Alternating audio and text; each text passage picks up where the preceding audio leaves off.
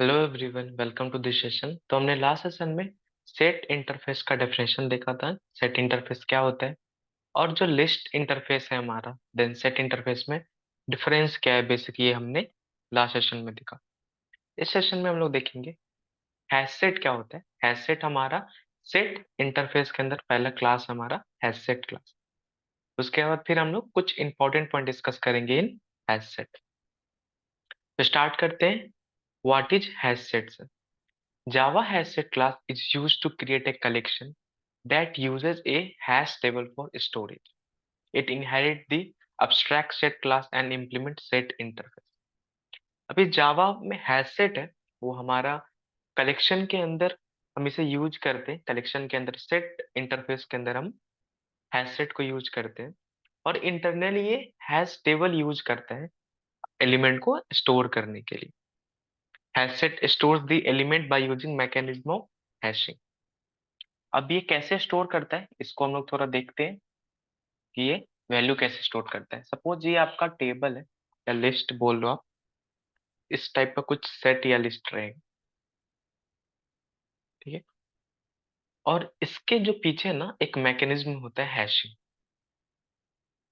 ये समझो हमारा हैशिंग है एक फंक्शन, ठीक है। और मैंने जब सेट इंटरफेस जब डिस्कस कर रहे थे तो हम लोग ने देखा था कि ये डुप्लीकेट एलिमेंट्स नहीं रखता है, ये बस यूनिक एलिमेंट ही रखे। और यहाँ पे एक टेबल स्टोर होता है और ये इसको की वैल्यू पेयर में डालता है। सपोज मैंने एक हैज सेट बनाया और मैं इसमें चाह रहा हूँ कि कोई वैल्यू स्टोर करूँ। सपोज मैंने इसमें राम स्टोर करना चाहा, RAM, ठीक है।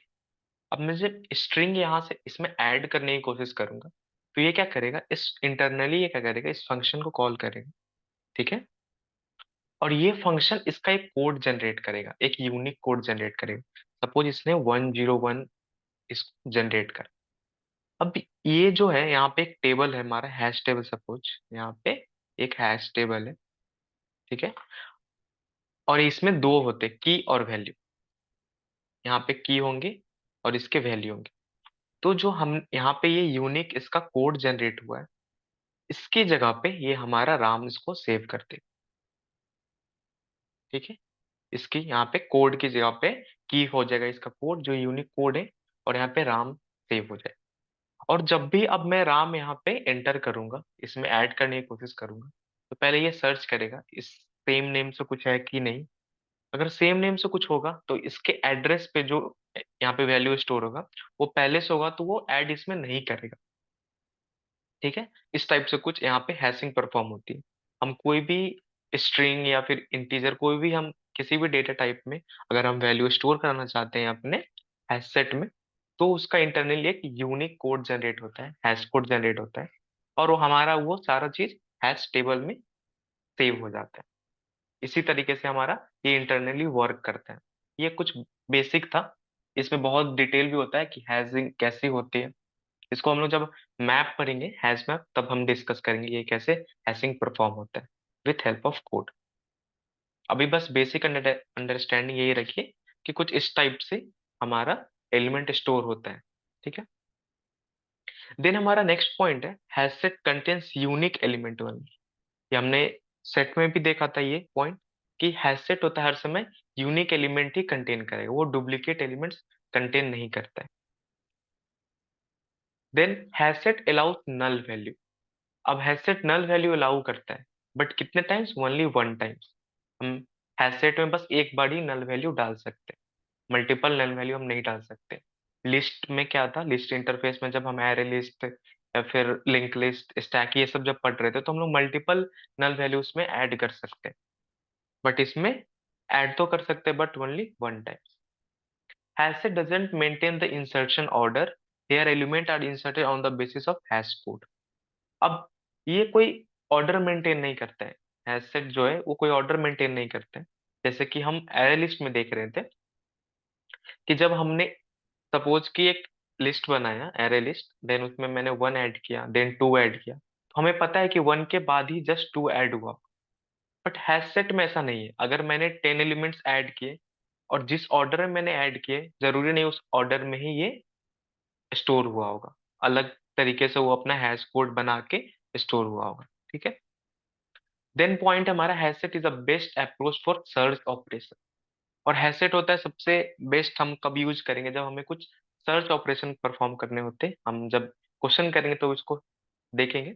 अगर आपको रियल सिनेरियो में जब हम हैशसेट कब यूज करते हैं, जब हमको सर्च ऑपरेशन परफॉर्म करने होते हैं, जब बहुत ज्यादा सर्चिंग ऑपरेशन होते हैं, तो हमारा लिस्ट को हम प्रेफरेंस नहीं देते, हैशसेट को प्रेफरेंस देते हैं, क्योंकि वहाँ पे की वैल्यू में डील होता है।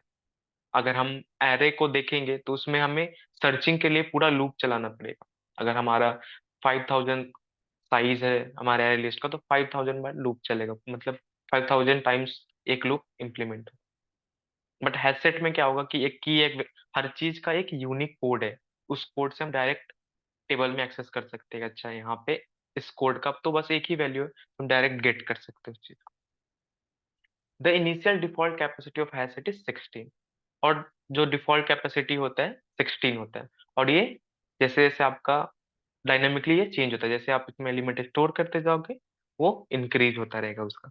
बट इनिशियली इसका साइज होता है 16। ये कुछ बेसिक पॉइंट थे हैशसेट में। अब इसके मेथड्स को देख लेते हैं, इसमें कौन कौन से मेथड होते हैं।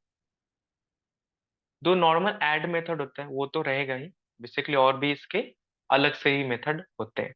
तो पहले हम इसे इनिशियलाइज करते हैं अपने हैशसेट को। सिंपली आप हैशसेट लिखोगे, देन आपको देना पड़ेगा कौन से डेटा टाइप आप इसमें स्टोर कराना चाहते हैं।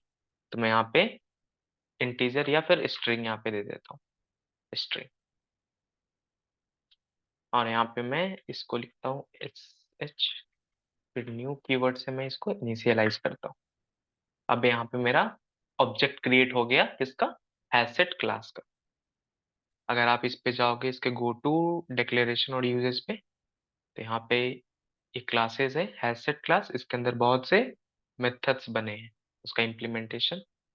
और इस किसको एक्सटेंड कर रहा है, सब अब्स्ट्रैक्ट सेट को। और इम्प्लीमेंट किसे कर रहा है, सेट हमारे इंटरफेस को। ये हमारा इंटरफेस है सेट, और ये हमारा क्लास है। तो सेट इस इंटरफेस में हमारा सारे मेथड्स लिखे होंगे, मेथड सिग्नेचर बस होंगे, उसके बॉडी नहीं होगा। यहाँ पे उसका लॉजिक बॉडी होगा, हर एक मेथड का, हर एक मेथड का यहाँ पे बॉडी होगा।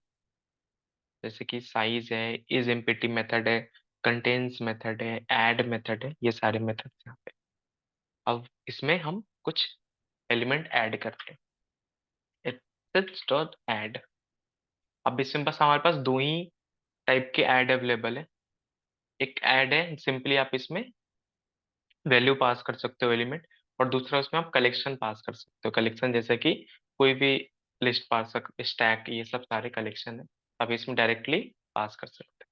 मैं कभी एलिमेंट पास कर रहा हूँ, और एक रिटर्न क्या करेगा ऐड, एक बुलियन वैल्यू रिटर्न करता है, ट्रू या फॉल्स। अगर सक्सेसफुली ऐड हो जाएगा तो ये रिटर्न करेगा ट्रू, वरना ये फॉल्स रिटर्न करेगा। अब मैं इसमें ऐड करता हूँ, कुछ नाम दे देता हूँ इसमें, जैसे कि नाम दे, ठीक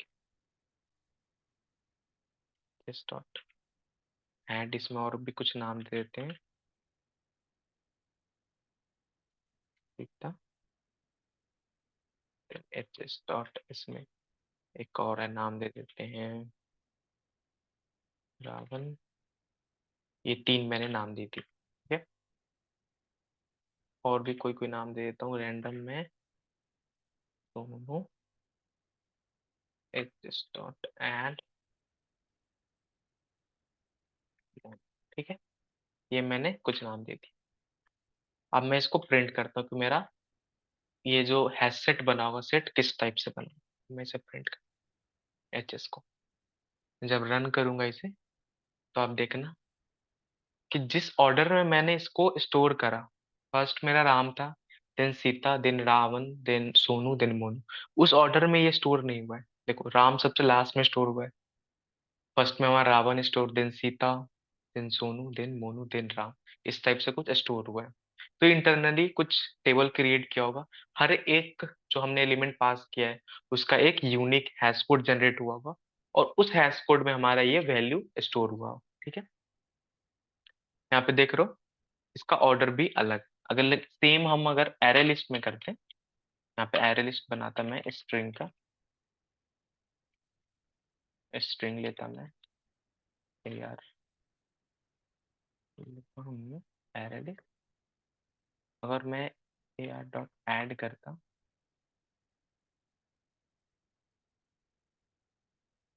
कुछ भी मैं रैंडम वर्ड्स लिख रहा हूँ उसमें, ए आर डॉट ऐड,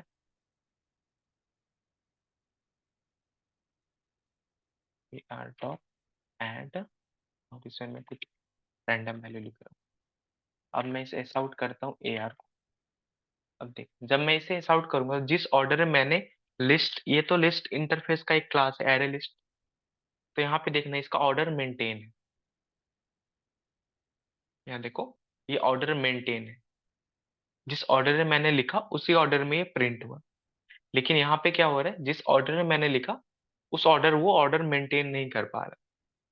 ठीक है, इसमें और भी बहुत सारे मेथड है, जैसे कि इसमें कंटेन्स मेथड है, इज एम्प्टी मेथड है, इस सबको भी डिस्कस करेंगे। और इसमें कैसे हम लूप कर सकते हैं, इसमें गेट मेथड नहीं होता है लिस्ट की तरह, तो इसमें कैसे हम लूप चलाएं कि हर वैल्यू को हम एक्सेस कर सकें, ये हम लोग अगले सेशन में देखेंगे। तब तक के लिए बाय, थैंक यू।